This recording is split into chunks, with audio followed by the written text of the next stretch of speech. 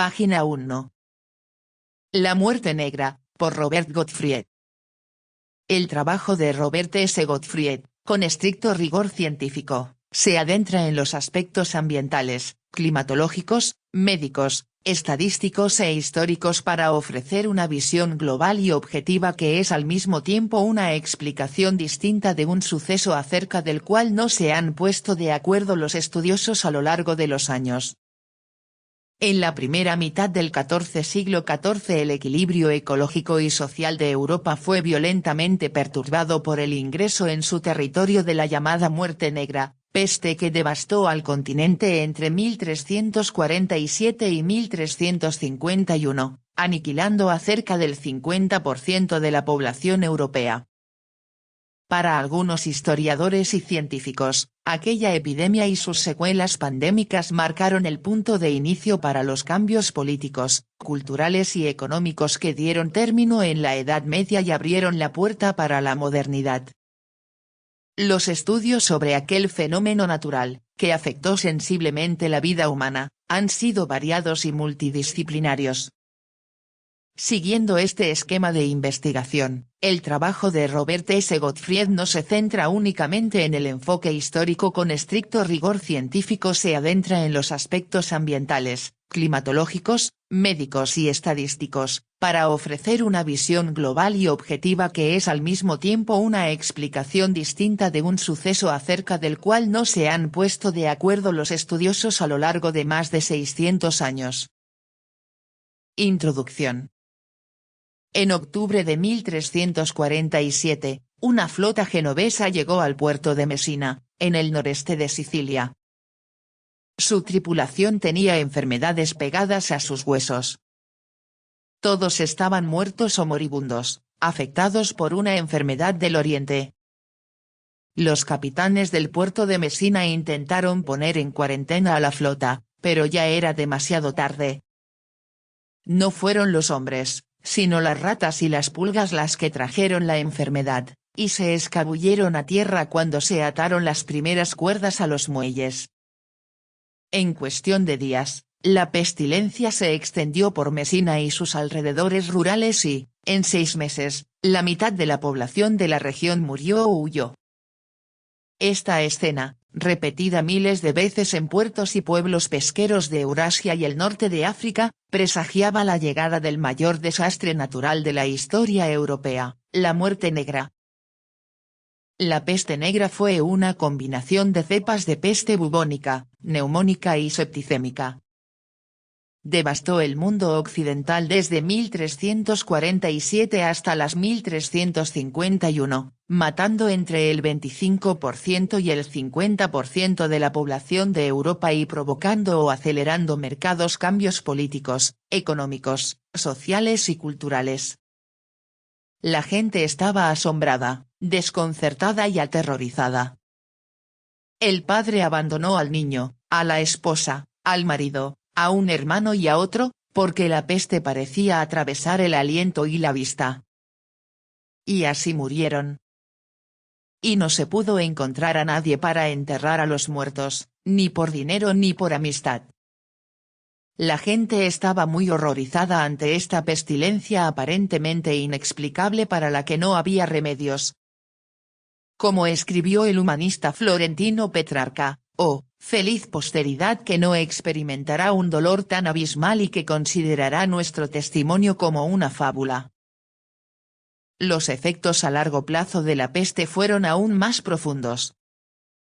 La peste negra fue la primera epidemia de la segunda pandemia de peste, una serie de brotes cíclicos de la enfermedad que se repitieron hasta el siglo XVIII. La población europea disminuyó constantemente durante al menos un siglo después de 1350. La despoblación crónica caracterizó los siglos XIV y XV. Las viejas instituciones constitucionales, gubernamentales y comerciales, las viejas nociones filosóficas e incluso los sistemas de creencias religiosas sufrieron un desafío masivo, y, con frecuencia, exitoso.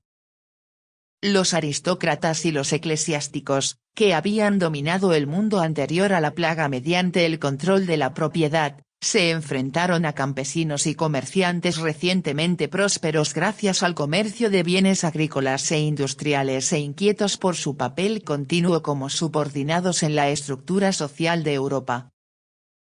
La producción anterior a la plaga, basada en mano de obra humana abundante y barata, fue reemplazada por nuevos métodos que a menudo se basaban en tecnología relativamente sofisticada. En efecto, la peste negra y la segunda pandemia de peste intervinieron en el desarrollo del mundo occidental con una fuerza tan repentina y profunda como cualquier acontecimiento de la historia. Prácticamente todos los historiadores asignan a la peste negra un papel importante en la historia europea, pero existe un debate considerable sobre la naturaleza, el momento y los efectos a largo plazo de este papel.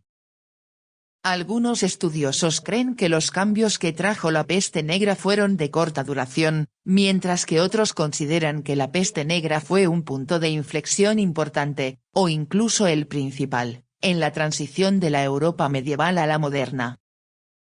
La mayoría de los primeros estudiosos de la materia suscribieron esta última perspectiva.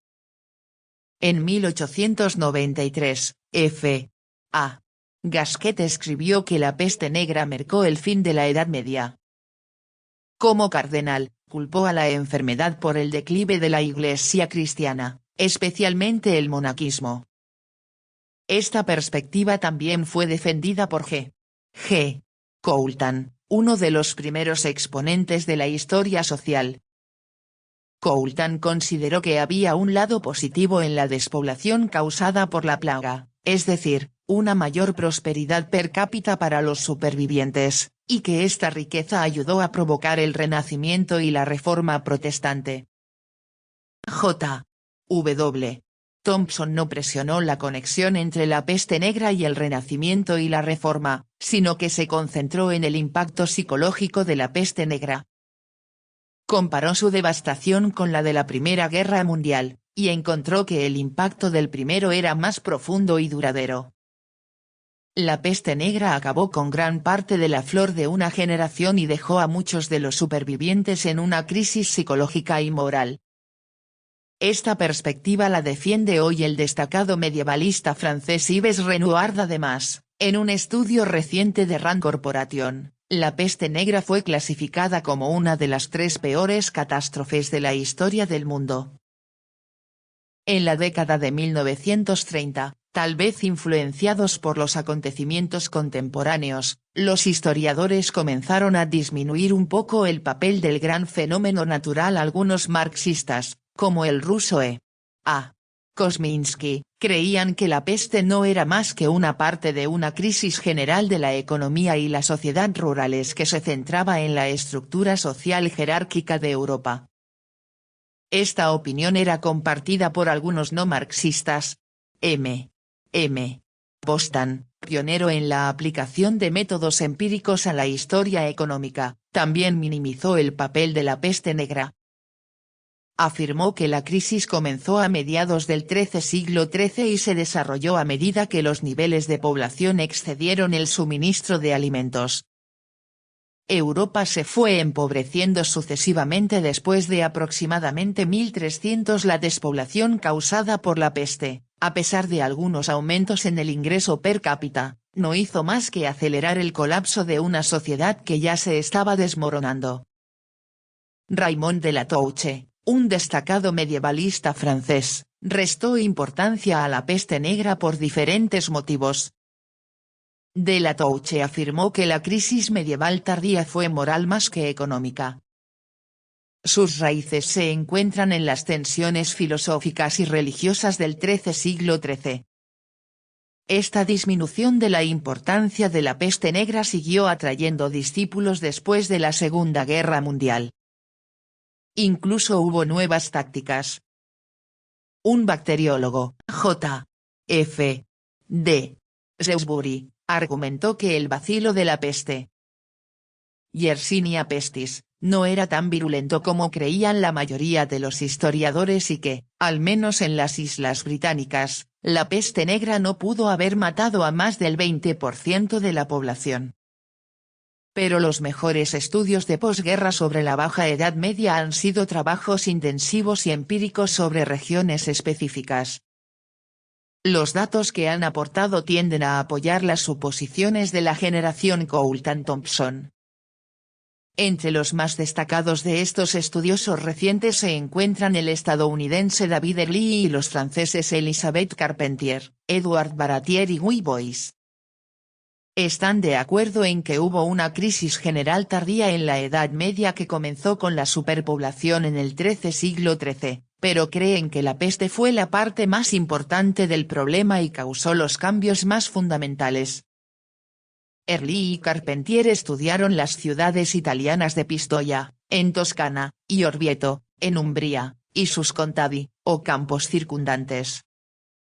Ambos concluyeron que, si bien la peste negra en sí fue un golpe tremendo, el aspecto más importante de la peste fue su recurrencia cíclica.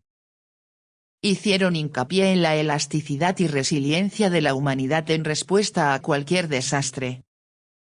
Pero la plaga pandémica azotaba cada pocos años, asegurando la despoblación y dando un impulso continuo a los cambios de la Baja Edad Media. Tanto Baratier como Bois, que realizaron estudios detallados de las regiones francesas de Provenza y Normandía, llegaron a la conclusión de que las sucesivas epidemias de peste mantuvieron la población baja hasta la década de 1470. Este énfasis en la plaga pandémica se ha incorporado a una interpretación ambiental y biológica amplia de la Baja Edad Media. La perspectiva medioambiental, defendida por primera vez por los demógrafos escandinavos Jutikala y M. Kauppinen, subrayada más recientemente por varios historiadores ingleses, entre ellos J. D. Chambers y John Asher, y muy bien resumida por los franceses J. N. Biraben y Emmanuel Leroy Ladurie, presentan la peste negra y el cambio demográfico, social y económico general en un marco ecológico amplio. Biraben, por ejemplo, afirmó que la peste pandémica se ve afectada por los cambios en los sistemas climáticos y la vida de roedores e insectos. No ignoró el papel crucial desempeñado por el hombre en la diseminación de enfermedades, pero evitó atribuir demasiado énfasis a las rutas comerciales y al estado del transporte y las comunicaciones. Este libro sigue el enfoque ambiental de la peste, que lo distingue de otros estudios recientes sobre la peste negra, en particular el escrito por Philipp Ziegler. La peste negra y la segunda pandemia de peste solo pueden entenderse en su contexto epidemiológico, como parte de un periodo de 300 años de crisis ecológica. Este énfasis en los factores ambientales exógenos no excluye los problemas políticos, sociales y económicos generales. Más bien, el deseo es una perspectiva más equilibrada que considere, digamos, como las comunidades de roedores y las condiciones climáticas, así como los comerciantes aventureros, propagan enfermedades epidémicas. De manera similar, al estudiar la disminución del rendimiento de los cultivos a finales del siglo XIII, es importante, cuando sea posible, investigar los cambios en los niveles de precipitación y nutrientes en el suelo, así como los tipos de cultivos que plantaban los campesinos y cómo legaban sus propiedades. Hay muchas dificultades a la hora de escribir un libro sobre la peste negra y la segunda pandemia de peste. Uno de ellos se refiere al predominio de una serie de conceptos erróneos profundamente arraigados. Muchos historiadores todavía destacan la enorme tasa de mortalidad provocada por la peste negra. Sin embargo, la población humana es lo suficientemente resistente como para recuperarse de un solo ataque, incluso uno tan devastador como la peste negra. Fueron los sucesivos golpes de la segunda pandemia los que produjeron los cambios más pronunciados. Otros historiadores tienden a reducir la mortalidad por peste, afirmando que la peste negra mató solo al 20% de la población de Europa, en lugar del 30%, 40% o incluso el 50%. Sin embargo, el 20%, especialmente si se suma a las sucesivas epidemias, sigue siendo mayor que la mortalidad causada por cualquier otro fenómeno en la historia europea. Incluso hay algunos nombres inapropiados. Algunos historiadores profesionales siguen llamando a la peste negra la peste negra. La epidemia de 1665 suele denominarse la Gran Peste, y con razón. Puede que haya matado entre el 15% y el 20% de la población de Europa Occidental, pero ni ella ni ninguna epidemia medieval fueron llamadas peste negra. De hecho, el término peste negra no se utilizó en la Edad Media y probablemente se aplicó por primera vez a la epidemia de 1347-1351 alrededor de 1550. En la época medieval, la gente se refería a ella como la pestilencia, una descripción simple y gráfica que, hacia 1400, se usaba de manera amplia para denotar cualquier desastre, epidemia o de otro tipo, que afligía a la sociedad. Otra dificultad tiene que ver con las pruebas. Los registros medievales suelen ser escasos, especialmente cuando se trata de fenómenos naturales.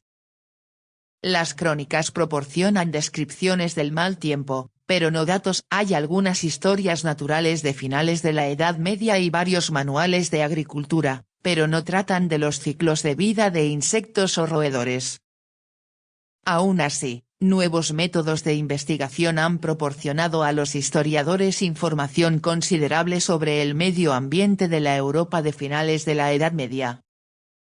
La dendrocronología, la medición de los anillos de los árboles, el análisis del polen y la datación de la vida media mediante carbono de los restos arqueológicos permiten ahora realizar estimaciones fiables de la temperatura media y los niveles de precipitación, el diagnóstico de enfermedades degenerativas y la especulación sobre el valor nutricional de la dieta. La aplicación de los métodos de los científicos sociales, como la programación informática y el análisis estadístico sofisticado, ha producido buenos datos demográficos. Todavía es necesario especular sobre muchas cosas importantes, pero, en la última década, las investigaciones han sacado a la luz mucha información nueva. Este trabajo me permite aportar una nueva perspectiva al lector. Página 19.